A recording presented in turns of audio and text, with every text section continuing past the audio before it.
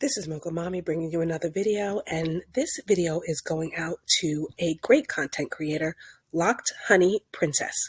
She had some of the best hypergamy and educational content out there on her old channel, and now her new channel is more entertainment based, which is she's still making great content, but I really wanted to pick up on the education section where she left off. From a very young age, we are indoctrinated as Black women that higher education is going to better us, going to better our communities, better our future and our prospects. Now, if higher education is right for you, that's up to each individual Black woman.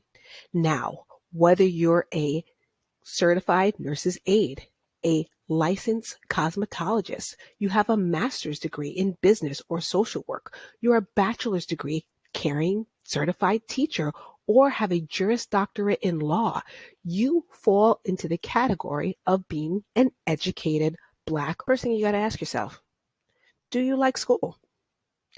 Is academics something you're interested in? Do you like to study? Did you excel in school?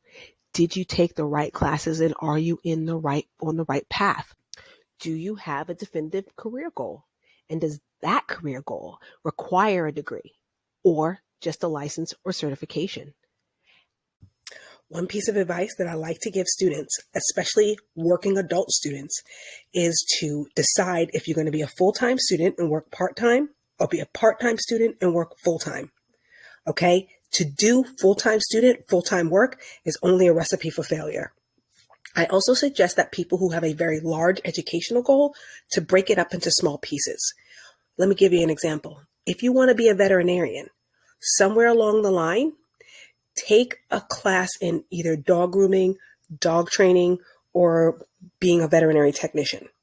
This way, if something happens where you don't get accepted to veterinary school the first time around, or you might have to take a break between your associates and bachelor's, or between your bachelor's and getting into the graduate section of your program, you have a marketable skill and you have something that you can fall back on to make money. If you decide to start a family along the way, if you decide to take a detour for whatever reason, if you decide to relocate or just try to save up to eliminate debt. So by breaking up your educational goal into small achievable pieces, it can help you keep motivated, and also it can help you have a marketable skill should you not be able to be a traditional full-time student for the duration of your program. Now, one thing I would encourage you to do is to stay away from these for-profit, especially non-accredited higher education institutions. This usually straddles you with a lot of debt. You usually have credits that don't transfer should you want to advance your education or degree or diploma. Sometimes they're not very well respected in the job market. So make sure that if you do go to these institutions, you really read the fine print. This is where a lot of your predatory lending comes in. This is where a lot of the institutions who market towards people who don't have advocacy for them in higher education, they'll market to you and tell you that, oh, these are classes that you don't need. So make sure you're looking also into your community college, your state college, your trade schools, or private universities and colleges that are in your area. Explore all your options, ask a lot of questions, and then pick the choice that's right for you, financially, time-wise, accessible-wise, and also do the market research to find out if this degree, diploma, certificate program is going to be worth it in the market that you're trying to enter.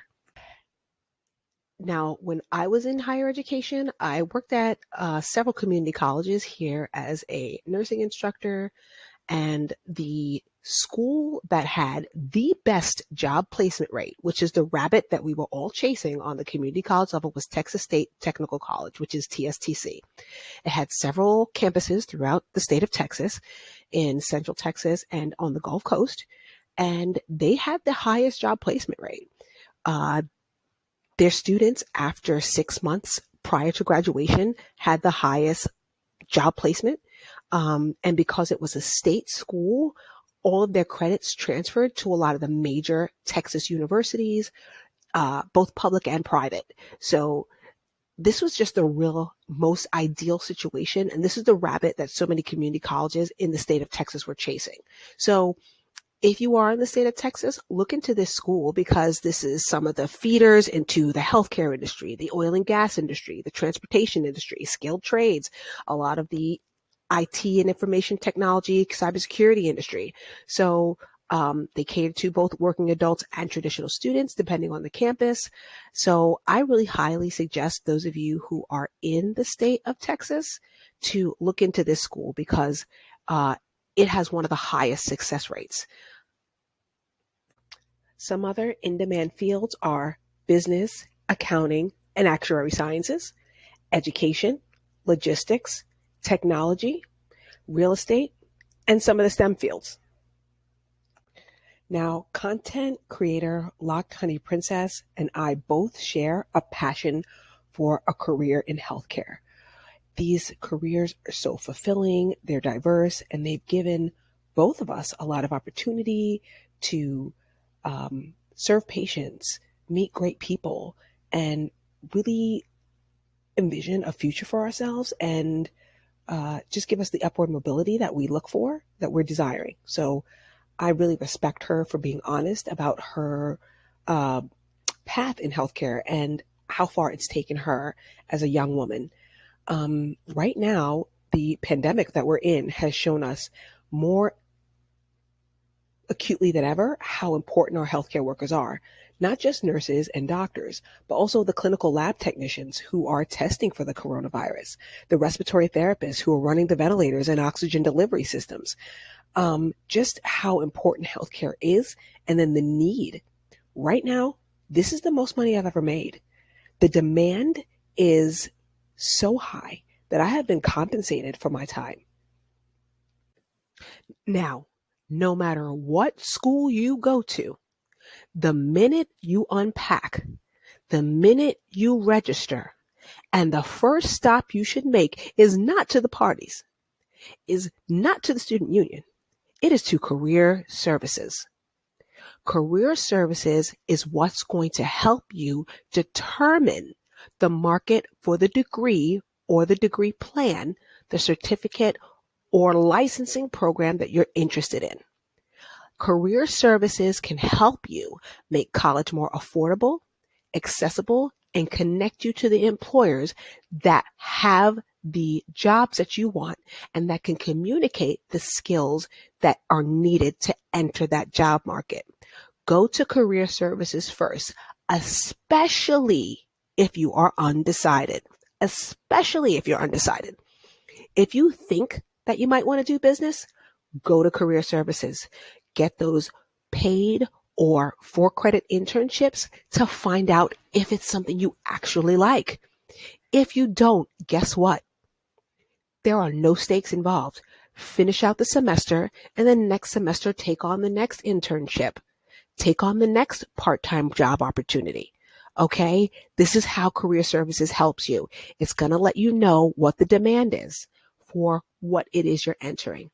I'll give you an example. I had a friend whose daughter went to school for international business and she went to career services and got a job with a retail bank. Well, that retail bank really loved her skills when it came to customer service, when it came to the basic accounting and keeping the drawers. She was really good with sales. So it got to the point with her professionalism. They had offered her a job in commercial banking. So even though she was an international business major, thought she was going to be in international business where she was going to be traveling the globe, this particular banking system made it a point to offer her a full-time job before she even graduated. So instead of spending her senior year on campus, taking out student loans, she actually was hired full-time in the commercial banking department, working with businesses and lending and helping them with their cash flow. And then she will work with them full-time and they're going to pay for her senior year. They're going to pay for her senior year, and she will be guaranteed a job with them, with that commercial bank. So that's just one of the ways that career services can help you. I had another student of mine who decided that healthcare wasn't for her. After being in career services, working an internship in a nursing home, she realized healthcare wasn't for her and decided to go into business. Um, and she was hired by an insurance company. So she realized, like, wow, I really like working in insurance. I like working with the people. I like the business. So now she is employed full time for Mutual of Omaha and doing really well for herself. So these are the types of things that career services can do for you. Another thing that can help a lot of Black women achieve more college success is good tutoring, taking advantage of office hours, and academic foundations. Now, when I wasn't teaching direct nursing application courses, I spent a lot of time in academic foundations. These were the classes that students took before they went into Biology 101 or Introduction to Chemistry or college algebra. It just helped them with study skills. It helped find educational or learning gaps that they had with math and science. And it was just a good way to lay a framework. Also, you'll find that when you do tutoring and when you go to your professor's office hours, those tutors usually are upperclassmen who will get a job before you. Those professors are usually going to be the people who will be a reference for you to get into graduate programs, bachelor's degree programs, or even be a reference for you to get a job. So be really proactive with getting the help you need and the skills you need to move forward. A lot of students, most students don't have enough math and science to take on some of the most in-demand fields in STEM and healthcare. So you're not alone in your struggle. Take advantage. Now, Black women, where I find that we're really losing in the collegiate environment is by not having that good work-life balance. Too many of us are in school full-time, working full-time, raising kids, all this trying to get ahead. And that's one of the strategies that's leaving us burnt out, overwhelmed, and unable to really make the most of those collegiate networks. Let me give you an example. Your Asian female counterpart, while on the community college level, is only working part-time, if working at all, and is studying diligently and getting straight A's. This way, when she wants to move on to a bachelor's or master's degree program, she has stellar grades and is hardly paying anything. Your white female counterpart is building alliances. I would see this all the time. My Black student nurses would be working full-time jobs at nursing homes and then all of a sudden be coming to class late, needing excuses, unable to make labs, needing to make work up, and now they're hitting C averages. They're begging and praying and hoping that I cut them some slack. But the reality is their white female counterparts were having coffee with the physical therapy students. They were in the student union having study groups with the other kids in their biology class, right? What they were doing was being strategic and building alliances, not only to make friends, but also for romantic partnerships and for connections to jobs. We're over here trying to do too much. That's where we mess up. So be strategic, because these women are no smarter than you, but they are certainly more strategic than you.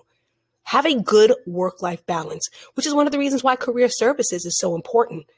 Get the jobs that know that they're dealing with students, so that way you can make the most of it. And if you do need to work full-time, only take 1 or 2 classes a semester and do well in those 1 or 2 classes. This way you have time to make friends, do study groups, take on unpaid or for credit internships, and things that can help you secure that job once you get out. Now, getting a higher education doesn't necessarily mean that you're going to always be working for somebody, okay? It could definitely be a way to add validity and clout to a business that you're starting. Let's take, for instance, Talia Wajid, right? The hairstylist and licensed cosmetologist who now has her own hairline. Style by Casanova, right? Who is an interior designer who now has her own consulting firm. Um, Makeup artists like Pat McGrath, the founders of Urban Skin RX, who are licensed as statisticians, who now have their own skincare line. Daily Dose of CJ, right, who is an accountant who now gives financial advice. They use social media to promote their businesses, their products, and consulting services. And let me tell you something, consulting, that is money that Black people, we as a people, we need to get more into this, okay? It's where you don't have to hold a physical product or create a physical product. You are just selling your education and experience to a client, right? Healthcare consulting, design consulting, financial consulting. These are all things, business consulting. These are very lucrative fields that not enough of us are in. And you cannot do it without a higher education. Nobody cares if you don't have the paperwork and the credentials to be who it is you are. Now, Black YouTube, maybe, all right? But for the most part, I can guarantee you a clinical consultant, a financial consultant, someone who actually has the clout and the credentials to be who it is they say that they are, is definitely sitting on $1 million business.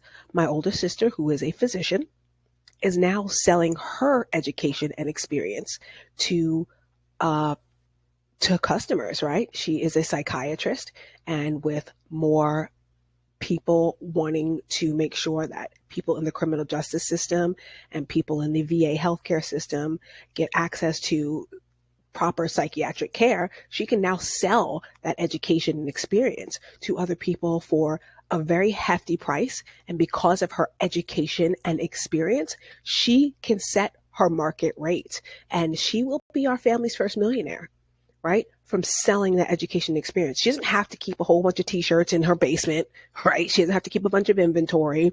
She's never short or out of things. She makes her own schedule. She can work from anywhere. She can work from abroad. She can work from home. Right now she's in Tulum, Mexico, probably making at least what, over $300 an hour per consultation. That's not bad. Even with student loans, that's not bad. Now her student loans have been long paid off, but that's not bad. Okay. And there's a lot of people who don't have higher education who can't say that their knowledge and their experience is worth $300 an hour, over $300 an hour. Okay. Now, on the personal front, Black women, the problem is not your degree. The problem is your marketing. Let me give you an example. We go to the farmer's market quite often, and we visit this particular heritage farm. Okay. These farmers and ranchers pride themselves on sustainably, naturally raised meat produce. They don't use antibiotics. They don't use GMO hormones or artificial food for their animals.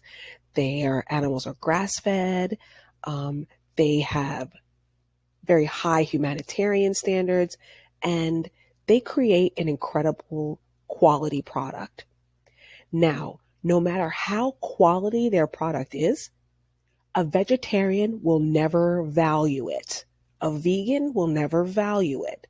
Therefore, stop marketing the accomplishments and the value of your degree or your higher education to people who do not care. Now, Black women, there is a big difference between men who want a trophy wife than men who are aspiring to be a power couple. Okay? So understand that there are men who will not care about your degree because they care about appearances.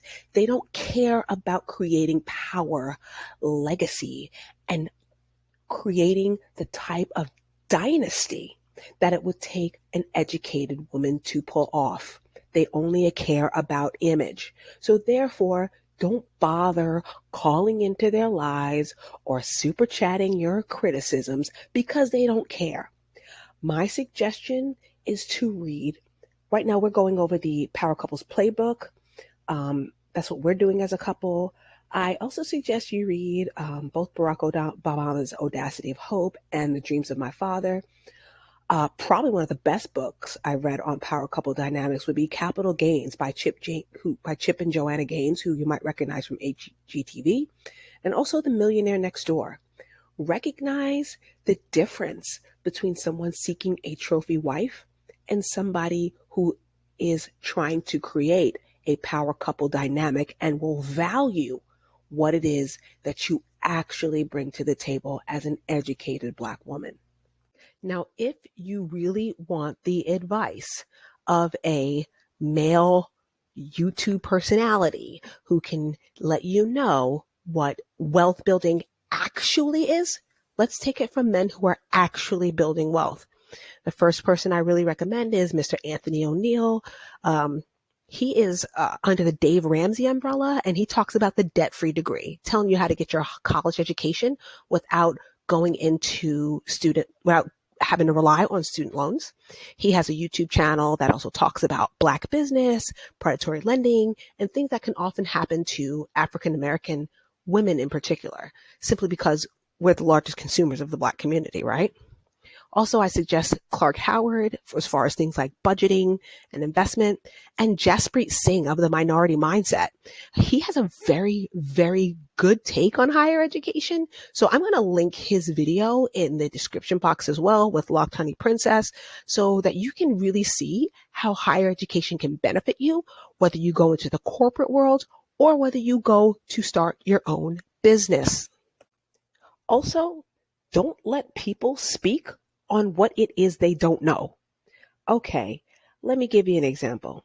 These guys will be talking about, well, a lot of these tech billionaires didn't have a college degree, and look at all the money that they made.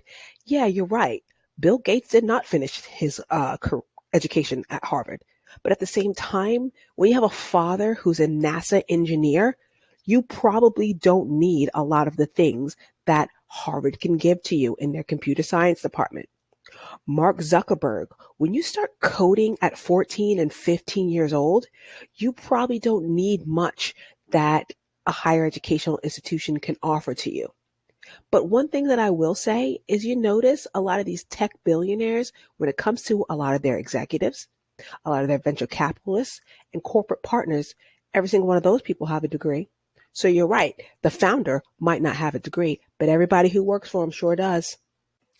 Now, if you are debating getting a college education, these are all introspective questions, something that an aspiring trophy wife cannot answer for you, something that some dude on YouTube who disparages you cannot answer for you.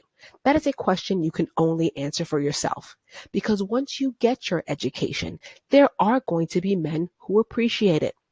There are going to be employers who appreciate it. And if you're starting your own businesses, your customers will appreciate it. Black women, you are intelligent and you are resourceful. You are the ones who are going to blaze the path forward for your best interest. Know that your degree is not a hindrance to anything that you want to accomplish. And know that if you don't get a higher education, it is not for you to feel less than, whether that be a professional certification, whether it be a professional license, a degree, a graduate degree, a doctorate, an MD. It is completely up to you because you are worth the investment, no matter what anybody says. So you look introspectively towards your goals and you market that degree to people it will make a difference to. You're setting an example for women who are behind you. You're setting an example for people who look up to you, even if they don't always say it. Your path forward is completely up to you and it's for you. Now, I definitely think the degree on my wall led to the ring on my finger and the checks in my bank account. Because without it, I would not have accomplished it. I would not be the woman that I am today. And I credit my higher education for that. The lessons that I learned in the classroom and from the people that I was in the classroom with. So what I'm telling you is that my degree was worth it, but that was my path and it was my decision. So whether you get that degree at 17, 27, 37, or 57, do it for you because you are worth it. This is Mocha Mommy, and I'll see you in the next video.